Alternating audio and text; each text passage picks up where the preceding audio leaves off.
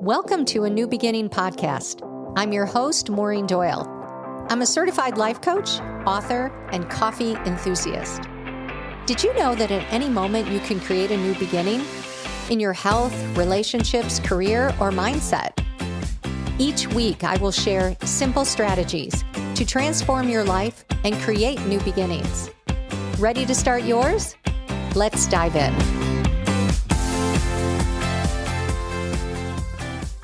Have you ever said something like, "I'm just being honest," or "I'm not negative, I'm realistic"? Well, maybe not. Maybe it's subtle negativity in disguise. Let's talk about innocent negativity, those everyday thoughts and phrases that feel harmless but quietly drain your energy.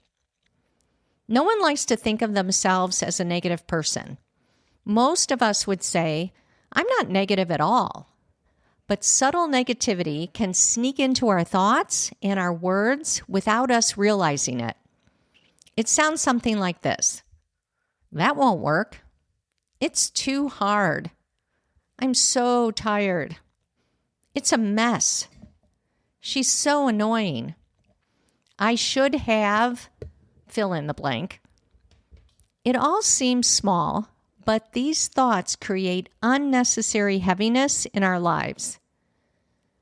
You might think you're just making an observation, but often what we're doing is we are choosing to focus on what is wrong. But what if it's true? So often my clients will tell me that. Remember, what I teach is circumstances or facts are never negative until we have a thought about them. Facts are neutral, and then our brain assigns meaning. Traffic is just traffic. A rainy day? That's just weather. A comment someone made is just words. What makes them feel good or bad are the thoughts you attach to them. And that's powerful because it means how you feel is always within your control. Just because something is true doesn't mean we have to think it or say it out loud. Because what's true is also based on what you believe. Two people can look at the exact same situation, politics, sports, the weather, and see completely different truths. And everything has a positive and a negative side. You can focus on what you don't like, or you can focus on what you do like or what you want. Both are true, but one drains you and the other energizes you. We can talk about how much we hate the rain, or we can talk about how lush and green it makes everything. It's always a choice. What do you choose to say out loud? What do you choose to focus on? You know, lately they've been repairing so many highways and streets in Nashville, and that's great. But there are still some streets that need attention, for sure. And some here in Nashville might focus on the bumpy streets that still need work and think about how awful the roads are. Or others can focus on the ones that have been repaired and how great that is. It's a choice. It's always a choice. The world is a very negative place. Is that true? Some might say yes. The world is a very positive place. Is that true? Well, many people would say yes. Which one are you going to believe and focus on and find evidence for? Because whatever you seek, you shall find. So ask yourself this. What do you want to believe? And what do you want to focus on? Here's another kind of subtle negativity I see often. People focusing on the problem and calling it just the facts. "I cannot believe how bad this project is going." This place is so disorganized. This job is such a mess. It might sound factual, but what's really happening is repetitive focus on what's wrong. And the more you focus on the problem, the more negativity you create and generate. Instead, move to the solution. Ask yourself this: what's one thing I can do to make this better? When you shift from problem thinking to solution thinking, you immediately create momentum and energy.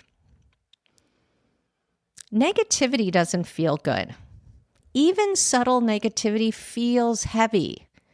Have you ever noticed how you feel after being with someone who constantly complains or focuses on what's wrong?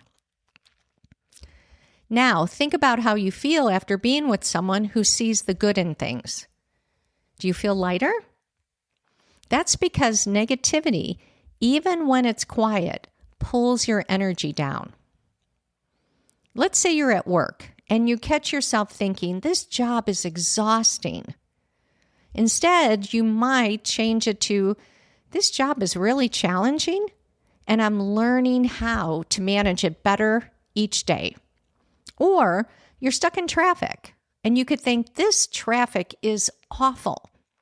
Or this is my time to listen to a podcast or enjoy some quiet before I get home. Remember, the facts are always neutral. The traffic just is. The job just is.